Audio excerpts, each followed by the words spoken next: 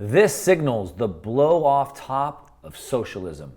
Now, what does that even mean? The blow-off top of socialism? It's a pretty big deal, and we're actually witnessing it right now. We've actually witnessed the signal to show us that it's happening. But what does that mean for where we're at today? And more importantly, what does it look like on the other side? These are some great questions that I am going to discuss today with a good friend, Aleks Svetski. We're going to dig into what this blow-off top of socialism is, how it's worked, why it's volatile at the top, what it looks like on the other side, how to prepare, how to position ourselves, and so much more. Now, some of these ideas that we're talking about are also talked about in a recent book that we just released called the Uncommunist Manifesto. You can check it out at uncommunist.com. We'll make sure to put a link down below. And Aleks will also be speaking at Market Disruptors Live. And we'll be doing book signings there. So check out the book, uncommunist.com, link down below, and come to Market Disruptors Live to see Aleks, to see myself, other speakers like Luke Grauman, Daniel DiMartino Booth, Harry Dent, George Gammon, Robert Breedlove, and so many others. Make sure to check that out, but let's go ahead and just jump right into the interview with Aleks. Aleks, welcome back to the show. Mark, I haven't seen you for a grand total of 20 minutes. Yeah. We've done several interviews together, all virtual. Mm-hmm. Oh no, actually last year at George Gammon's event, we did one kind of live sitting at the table. What happened with that one? Did you end up? I posted it. It was a disaster because it was like so busy and so noisy and whatever. And amazing. Isabel with her camera work. But I think you're the third person to be here in this new studio. So hey, lucky cool. Number. I feel very special. Mike Tyson, he was first. Okay. Justin Razvani, he was second. Okay. And now Aleks. Well, that's a good lineup. Number to third. Be amongst. Yeah. So excited to get into it. I want to talk about the blow-off top of socialism, which is something that I've been working on a lot. You've talking a lot about. Of course, it's something that we talk about in our book, the Uncommunist Manifesto, quite a bit as well. So the blow-off top. What is a blow-off top? Well, at least my definition, without having read a specific definition anywhere, is like it is a market or chart-based representation of the crescendo of a mania. Yeah. So if we think about what markets actually represent and what the chart of a particular market represents is just people's subjective interpretation of something's value. And during a mania, people's subjective interpretation of the value of something goes out of control. And then what the chart is showing us is a graphical representation of that mania. So a blow-off top is basically that last pump where people completely lose their minds. You know, the tulip mania was the OG example of a blow-off top. And that's a great way to look at it. I also talk about volatility is the difference between perception and reality. So you know, the asset's going like this, but perception gets too overheated and then it sells off, but then it's too undervalued. And perception does this and reality kind of does this kind of a thing. Yeah, totally. So it's like a graphical representation of that. Also, like as humans, we're super basic creatures. We're motivated by the carrot and the stick, by running towards pleasure and running from pain. So as a market's going up with the dot-com boom in the late 90s, you hear about everybody getting rich. And I want to buy in. Everybody wants that pleasure, rush towards pleasure. And it sucks people up, and then it's almost like this self-fulfilling prophecy. The more people it sucks in, the more it goes up. More people it sucks in, the more it kind of goes up, kind of like that. Totally, and then reality ends up catching up. And then you sort of look beneath you. It always reminds me of the Looney Tunes, Wile E. Coyote, you know, when he runs off the edge of the cliff. Yeah. And he's like running around, and he's still like, running looks down, he's like, uh-oh, and then he collapses. Yeah, that's a good way to look at it. I've always liked to say that markets stop going up when there's no more buyers. Yeah. And markets stop going down when there's no more sellers. So typically when do we get the bottom? Well, after capitulation, after you wash out all the rest of the people, right? So they stop going down. But also at the top, the blow off top, you're sucking in until there's no more people to suck in. And you run out of buyers, kind of a thing. Well, that's where people, I think, also confuse Ponzi's with markets in general. You know, I think a lot of people view Bitcoin as a Ponzi scheme because, I mean, the fundamental number go up technology component of Bitcoin is predicated on the idea that more people are buying and holding Bitcoin. But that like viewing it in that sense as a Ponzi is that you miss the actual underlying reason why people are buying Bitcoin. They're not buying it because of the promise of a Bernie Madoff or a Richard Hart, right? They're buying it because they want to preserve the product of their labor in a format that nobody can mess with. Right. So there is like, markets inherently function like Ponzi's, but basically Ponzi's are an augmented attempt at, I don't know, like engineering a market for upward movement, and they literally rely on the greater fool theory, and I mean, this is where a lot of, you know, shitcoins and things like that's what they feed off, is this idea of they basically engineer Ponzonomics into their architecture, and they, you know, want to drive prices up in a particular direction, irrespective of what the underlying value proposition is. Yeah, so they actually have to engineer that, to your point. So I've sat down with many of these guys, and they're like, how can we make it where people will want to hold our token? So let's introduce all these types of games, staking, and the more you stake with, per Richard Hart, right?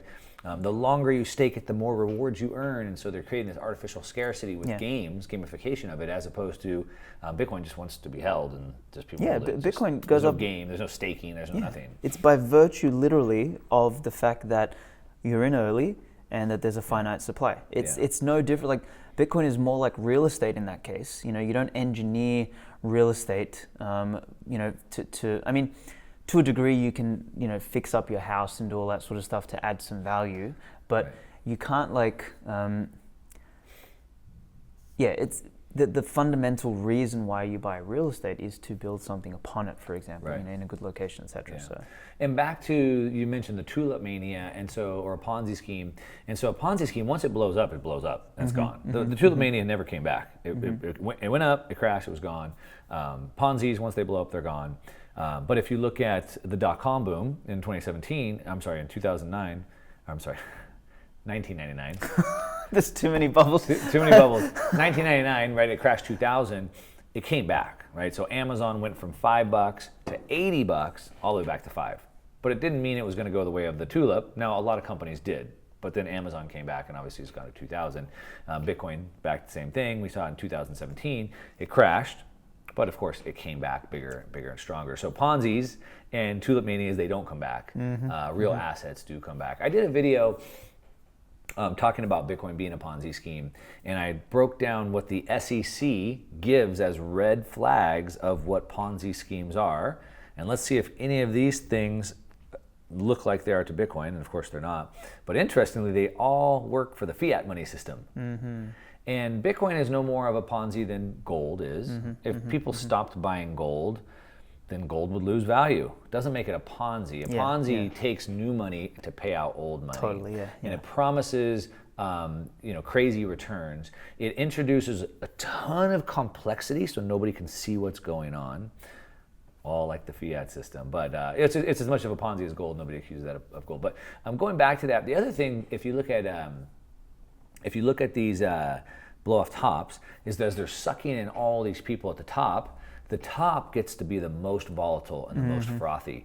Because what's happened is you've sucked in all these weak hands, we call them that, as traders. So if I bought Amazon because I believed that it was going to be the world leader in e-commerce, and I bought it, a true believer, and I bought it for that reason, then I'm going to hold until that becomes reality. But if I didn't buy it to the very top, when I just heard my buddy was getting rich, I'm going to buy it to get rich. If it goes down a little bit, then I'm quick to let go. So I didn't buy it for the right reason. Yeah, I mean, this is the never-ending cyclical reality of Bitcoin, and this is why, you know, some people talk about these super cycles and everything. I mean, Bitcoin is one big long super cycle at the end of the day. That's how what far it is. You want to zoom out, right? Yeah, that's it. But at the end of the day, human beings are subject to these emotions, and fundamentally, every single time these kind of parabolic runs happen, they suck in new money, and they suck in the weak hands who have zero idea why they're holding on to any Bitcoin, but they got it just because their friend got it, and they're not going to hold on when. Which is why as soon as it starts to fall, it falls just as fast, because it's just as easy as they came in, they get out. Whereas people at the bottom bought with conviction, and they're only going to sell on conviction, so kind of the same thing. But so we have this blow off top, and so if we look back to 1999, the dot-com run up, super volatile as it ran up parabolic. The Bitcoin blow off top in 2017, same thing. I think there was a 30% drop like every month for like a few months, like 30%, which is massive, especially compared to stocks. So using that framework, what I've been talking about is the blow-off top of socialism, or the blow-off top of globalism. And so Larry Fink, the CEO of BlackRock, the largest asset manager in the world, said a few days ago he thinks this Russia-Ukraine conflict could be the end of globalism, which is pretty big. And I think if we looked at socialism or globalism zoomed out on a chart, we might see a very similar pattern. What do you think? Totally. I mean, it's actually almost like the weak hands as well. It's like, modern communists who call themselves like, neo-Marxists and everything like that, half of them haven't read any, real communist literature. They don't actually know what it means. They'd probably be against most of the ideas of communism, but that's a good point. They like the idea, so they're kind of weak-hand communists as well, or they're weak-hand socialists. Yeah. And it sounds good. They don't really understand exactly, it, but yeah. But I'll buy into the idea. Yeah. So to a degree, we actually have that same kind of blow-off top mentality of these sort of weak-hand socialists coming in, and they're just jumping on the bandwagon because it's the nice thing to do. Like, it's actually interesting. Like when you think about people who wear masks as well. Like most of them, like, why are you doing it? Oh, just I don't want to annoy anyone. I don't need the headaches. It's like they don't believe in it. Yeah. So just as quick, they'll flip over to the other side. And I think we live in a world today which is, almost everything is like this massive blow-off top trend because everything is so excessive at the moment. And we're all like, we're stuck in this race to chase and beat and this and that. It's like this constant, we don't take a moment to stop for a second and actually look at reality. So everything seems to be blow-off topping. I love that point because it fits so good, right? So it's like the people that bought Amazon in the beginning, they really understood what they were getting into. The further you go up that parabolic run, the less they understand what they're buying. So they're buying in because their buddy said they got rich, they're going to get rich. As soon as it goes down, they drop. And today we see all these people who really have no idea what money is. They don't understand how even business works. They don't understand human incentive. They don't understand any of these things. So they're not the true believers at the bottom. And just like a parabolic financial market, .com blow off or Bitcoin blow off, starts sucking all these people in, and they're rushing towards pleasure. We might also argue that people are also rushing towards pleasure, a gluttonous, lazy type of pleasure, where like, hey, why don't I just let the government take care of my retirement?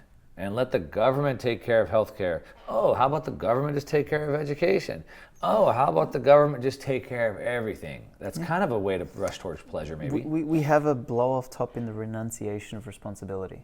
Sure, which we've assigned all the responsibility to the government. And here's the thing: the more responsibility you assign, the more you then assign. Like it's this avalanche sort of effect. It's this cascading effect. Is that I've given it up, I've given it up, I've given it up, I've given it up, and all of a sudden you all of your agency recedes to the point then you are actually not only voluntarily dependent, but you are also involuntarily dependent. It reminds me of actually the whole idea of like incels, right? Like, so they're involuntary celibate because they were initially voluntarily celibate, so they don't do anything about it, so they just get bitter and angry and blah, blah, blah, blah, and then they become incels. So it's like the more you renounce responsibility, the less prone you are and the less confidence you have and the less courage you have to take responsibility, and all of a sudden it cascades. So it's kind of like a reverse blow-off top, of the renunciation of responsibility.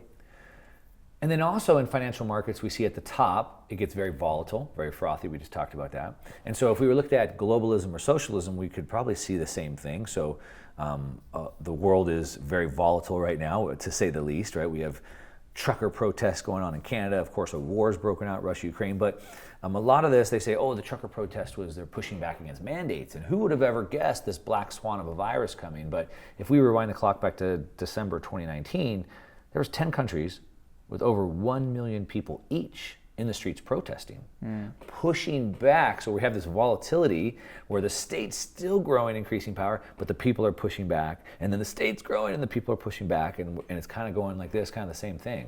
I mean, perhaps I think maybe instead of like, retraces. It seems to be like for each correction on the way up, like there's another order of magnitude of a jump. Sure, the you know, blow and off top keeps cascading that, right? exactly. Just like Bitcoin sold off 30%, but it kept going higher, higher. Totally. So it's yeah. I mean, my fear though is that we are not even in the blow off top stage yet. Oh, we haven't gotten there yet. Yeah, I think the blow off top is like way more wild. Like I think the blow off top. I mean, hyperinflation is a blow off top. Well, I mean, think about it. The blow off top. At what point? At what point do you turn parabolic? And so, like, you go, in a J curve, right? Like, when you kind of make that initial bottom, you're technically in the blow off top. How far can it go? Is anybody's question. And so, if we go back and study the .com boom or the Bitcoin blow off top, it went from 1,000 to 20,000 in a parabolic run, and it dropped 30%, 30%, 30%, right? So, I think we're in the blow off top. How long can it run is anybody's question, maybe. Yeah, who knows? I mean, but we don't know. Yeah, right? Time will tell. We'll look back on this and wonder, like, man, in a financial, because it's not a financial market, we can't just look on TradingView and see what the chart looks like. Yeah, who knows? Maybe someone can put together a chart of like relative hysteria on social media. Well, what I would look at is the dependence on the government. Yeah. So what we know, like in the United States, for example, which was probably the most anti-socialist country, we'll call it that. I don't know. We'll call it a capitalist country. What we can see is that in 1944, FDR's New Deal really turned the country into like a socialist type country. And since then, since the New Deal, it's only continued to play a bigger and bigger role in everybody's lives. Under Obamacare, that was when the government took over healthcare, that was 1/3 of the economy. The government took over. Boom. And really? now today, that much? Yeah, that much. And today, the government makes up over half of GDP. Yeah, I mean. So we could look at which countries have, how much control, how much power over the economy and over providing for the people. What welfare states, things like that. And we could probably map it out somehow like that. Anybody that's listening, if you feel like doing that, I'd love to see it. Feel free to reach out to me, share it with you. I'll definitely share it online. So we're somewhere in that stage. And just like markets stop going up when there's no more buyers, they start running out of steam, then maybe this blow off top of socialism blows off when there's no more people willing to assign their sovereignty to the government. There's no more entitlement left to take. No more entitlement left to take. Yeah, So because the whole idea of socialism and communism is that someone else is going to provide it for you, and this is the dangerous part, is that when the thing collapses, there's a long way down before any basic provisions are able to be provided. And for me, maybe this social phenomenon is a little bit different. Is like maybe it's a mixture of there's no more people left to believe in the false idea.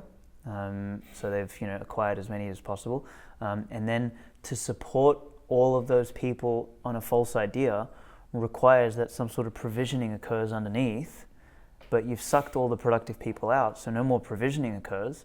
So all of a sudden, hey, there is food shortages. Hey, I can't pay for gas. Hey, I can't rent anywhere. I can't live anywhere. Hey, there's no more new houses being built. Hey, everything is cheap shit coming from China.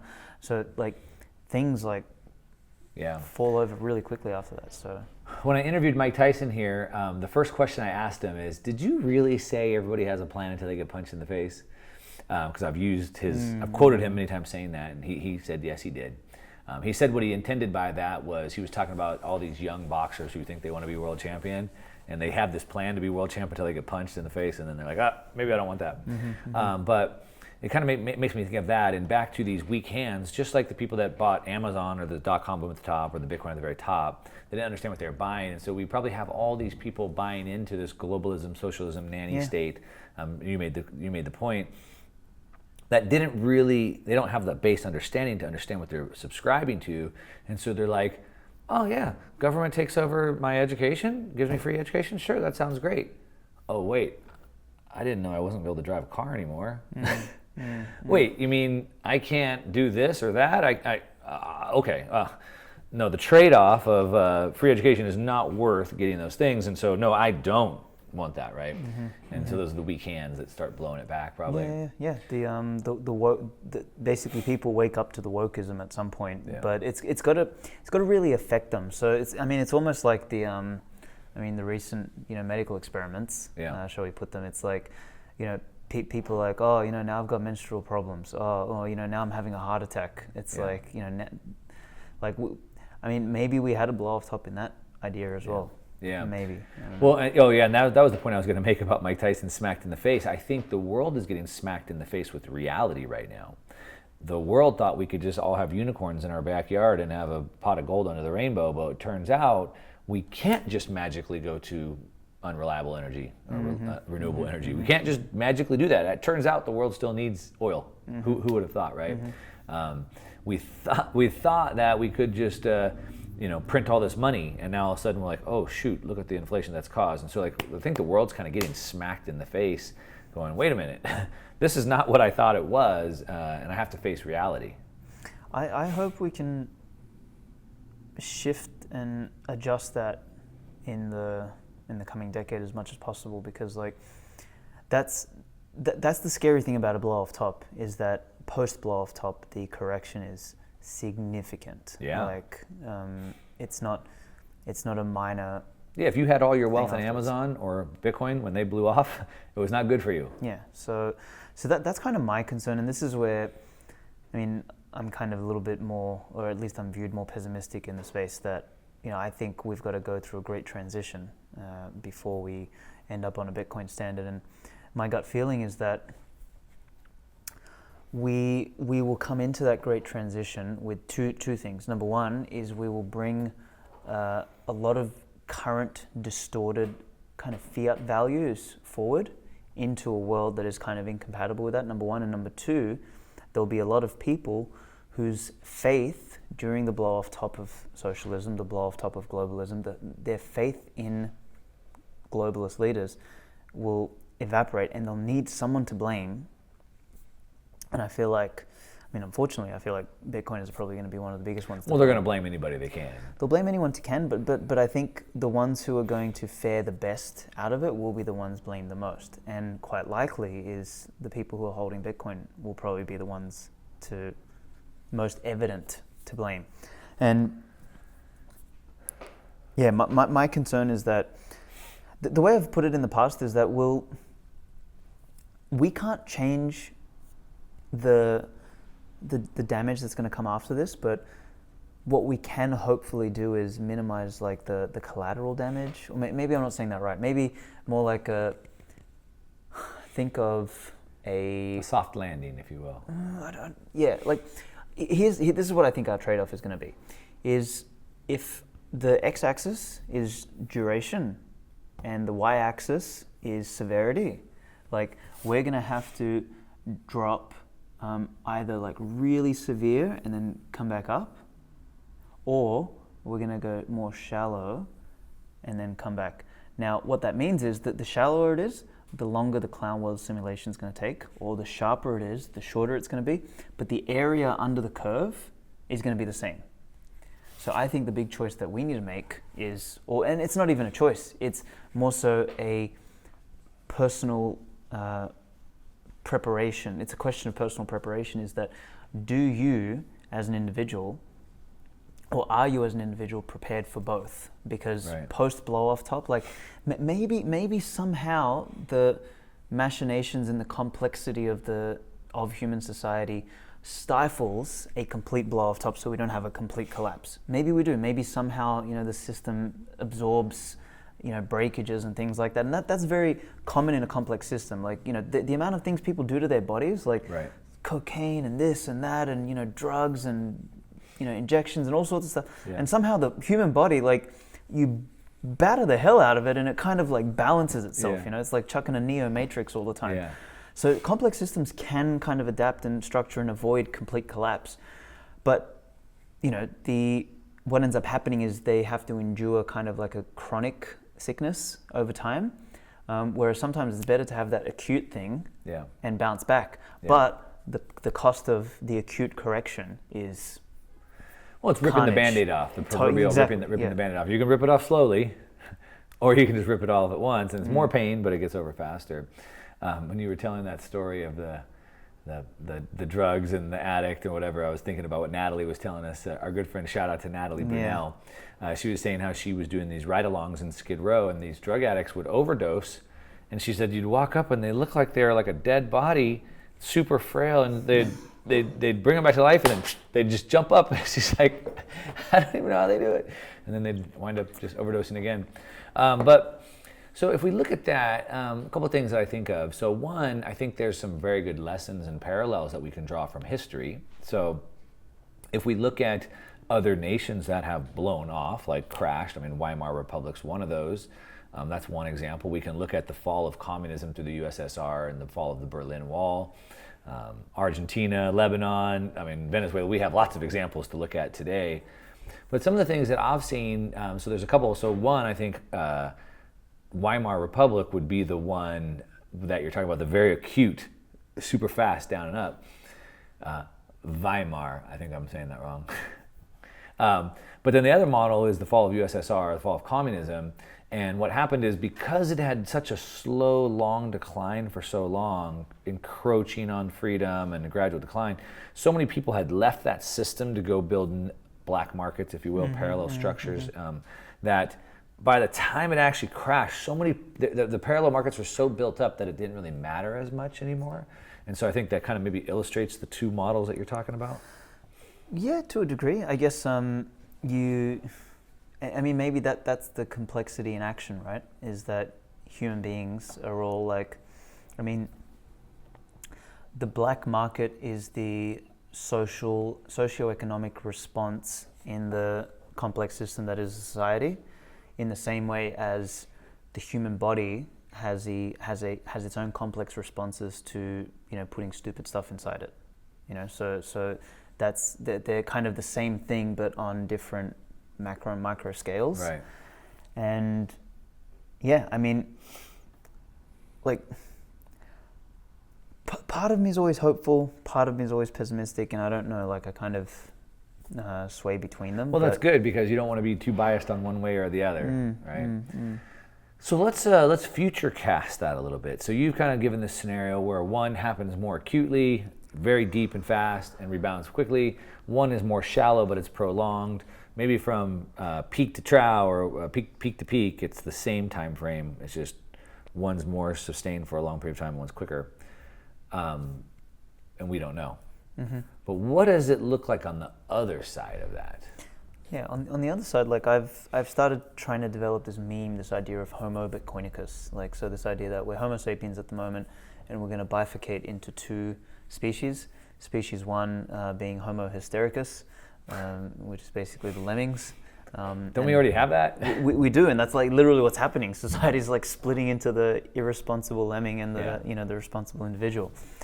But as much as it's a meme, I actually think there's something here. Is that what happens with humans and behavior is that we iterate over generations, and I actually think behavior starts to bake into us epigenetically, and it starts to change our genes in a certain way. So this is kind of, one might call it evolution or light evolution or adaptation or whatever you want to kind of phrase it as. But in my mind, I actually think on a post-Bitcoin standard, what happens is that human beings must orient themselves in a way that cooperation is more profitable, or it's a better meta, or it's a better way than coercion or confiscation. So what happens is, over multiple generations of human beings behaving like that, I actually think that morality as a notion or as an idea will start to bake more into our DNA. And people, I actually think, so that there's a lot of research that's been done on lions, for example, and how they behave in a majestic way. They don't go around and just kill all the animals around them, even though they could. They seem to have this biological ability to respect territory and boundaries and all that sort of stuff. And yeah, sure, they have scuffles here and there, but they don't just go and obliterate everything. So they're able to live in some sort of homeostasis or equilibrium with their environment. Human beings, the reason why lions have had that is they've had a couple million years of evolution to kind of become the king of the jungle. So they've kind of evolved into the role of the king. human beings went from nowhere on the food chain. We were kind of like in the bottom half, like a bunch of dumb apes basically, who consciousness sort of emerged, and we went to the top of the food chain within an evolutionary time span of like 10, 20,000 years, like super, super short. So what happened was we moved quicker. Our consciousness allowed us to move quicker than what the biological evolutionary capacity to bake morality into us could. And we kind of were able to cognitively bend, or I don't want to use the word transcend, but like we're able to diverge with moral natural order, right? And in the process, we've become the king of the planet, but we're not behaving majestically. We're not in symbiosis, we're not in homeostasis with the planet. So I actually think post-Bitcoin, over multiple iterations, by Bitcoin changing the returns to violence on the product of one's labor, I think that changes us. It's a big idea. It's a very big idea. One I don't necessarily agree with, but we're not going to spend time digging into that. But if we talked about this post-Bitcoin world, what we could do maybe for those people that don't like Bitcoin, we could just pull the word Bitcoin out and just say, like, in a world where there was sound money that nobody could control or inflate or create more of, and I could hold my wealth in a way that nobody could steal it, seize it, and if I want to send it to you, nobody could stop it, block it, or prevent it. So in pure sovereignty over money, let's call it that, right? Just because I like to talk about principles. Principles are few, methods are many. So for all of those that are watching this and going, Bitcoin won't work, well, let's just talk about it from a sound money stance. Now, I would tell those people, I'd challenge those people, if not Bitcoin, then what? But so basically what you're saying is that if we got into a sound money world, that people couldn't arbitrarily create money, people couldn't arbitrarily confiscate money, it would change the incentive structures where now we would all have consequences. We couldn't steal from each other, so we'd all be incentivized, almost forced into cooperation, collaboration, which would then, two people together, the sum are greater than the parts, right? So now we're all collaborating, working together to build each other up, which would be a lot faster than if some of us were just incentivized to steal. And because I'm incentivized to steal from you, you're incentivized not to work and build, et cetera. So you're kind of talking about something like that? Yeah, that's what I mean. Like the incentives are all organisms evolve based on incentives. Like that's what they do. So from the smallest organism to the largest is we behavior is just merely how we define the human being's relationship to the incentives. Right. So that's what behavior is. So our behavior adapts to the incentives. That's what we do. Right. And if the incentives are different to what they are today, we'll evolve in a different direction. And I think, arguably, like in the last 50 years, we've evolved into fat, lazy, entitled brats. As human beings. And devolved. And that's part of the incentives, right? So like the hard times creating strong men. No one's giving me anything. I'm incentivized. If I want to live, I got to work hard, right? And then eventually you get all the way around where the good times create weak men, because now I'm not incentivized to work. What do I need to work for? Everything's been provided to me. So now I'm just incentivized, again, back to that keyword, incentivized to do nothing and just let people take care of me. So totally distorted. So there's that. I think it's worth mentioning, like sort of on a post-Bitcoin standard. So one other big shift that I think is hard for people to imagine, we discussed this when we were doing our behind the scenes read for Uncommunist, is that the relationship between the governed and the governor transforms from subject overlord, which is where we are today. We kind of live in a subject overlord relationship with those who govern us, into more of a customer service provider. Right. And that's a very different, like it's two different universes. Like subject overlord is that, I'm born, I get taxed, and I die. That's that. And if I don't like it, I get thrown in jail, basically. And but I don't want any of the government services. But bad luck, you were born in that country, so that's what has to happen. Whereas the customer service provider relationship is like, you pay for what you want. And it's just so strange to me that people feel like that's normal when you're going to the shops. Like you don't walk into a Whole Foods, and the person in front of the Whole Foods slaps you when you walk through, Yeah. gives you a basket full of rotten food, and Yeah. It's kind of like Sends you out. what we've seen happen over the last decade with streaming music and movies. So I used to have a subscription to like DirecTV for $100 a month, and I got 200 channels. I didn't want 200 channels. I don't want any of those channels. Maybe there's 2 or 3 I wanted. To get this one channel, I always wanted to watch Supercross and dirt bikes on TV, and I had to get this extra package to get that one channel. So I had to pay an extra whatever $50 a month for this package of 50 channels. I only wanted one. And today, I just have a subscription to Prime, Amazon Prime, and like, that's it. I'm just paying for what I want as opposed to getting 200 channels I don't want, kind of a thing. Kind of a similar thing. Similar-ish, yeah. It's more. I mean, it's literally transforming your thinking from a supermarket, from a prison to a supermarket. Yeah. Literally, like right now we live in a prison. In a prison, you don't get an a la carte menu. You line up. They give you your slop, and you go and sit down. Yeah. In a normal, free, functional world, you go to the supermarket, you buy what you want, you go home and cook it. Yeah. Like, and that's a big shift, and that shift is made possible when the state is unable to confiscate wealth through inflation, taxation, or borrowing from an unknown future. And that Bitcoin changes that to such a degree it's not even funny. Like that's the big mega political shift. Yeah. And that is the big mega political shift that we're seeing right now. So if you look back through history, it's always technology that changed the way we work and coordinate and communicate, which then the mega political shift that changes the world, and that's what we're witnessing right now. New technology that's changing the course of the direction of the world.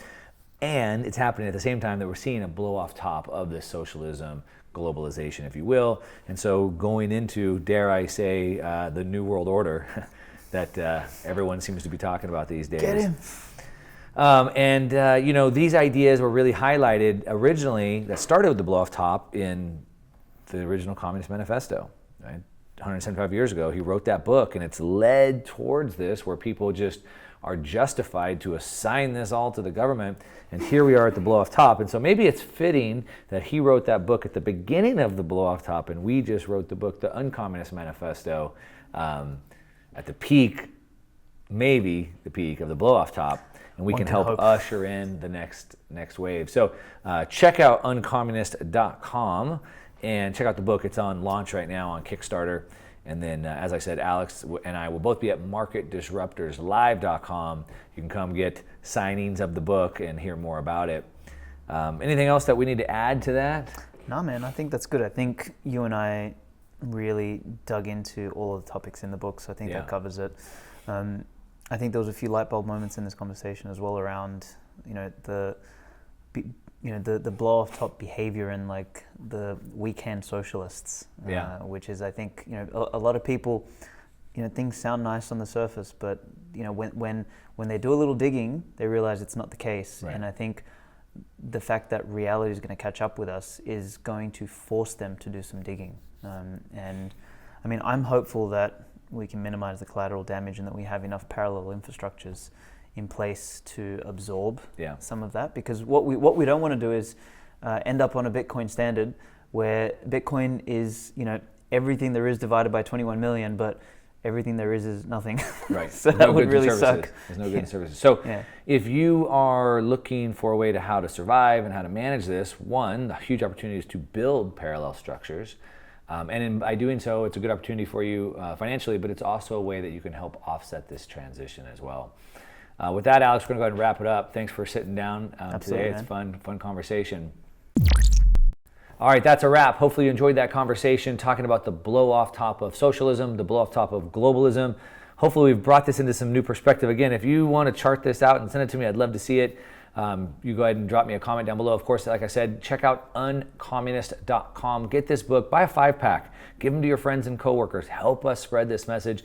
Check us out at marketdisruptorslive.com. Daniel DiMartino booth, a real Fed insider, Harry Dent, George Gammon, Luke Grauman, Robert Breedlove, so many others. It's going to be amazing. marketdisruptorslive.com. Check it out down there. Of course, as always, give me a thumbs up on this video if you like it. And if you don't like the video, that's okay. Give me a thumbs down. But at least leave me a comment and let me know why. And that's what I got for you today. All right. To your success. I'm out.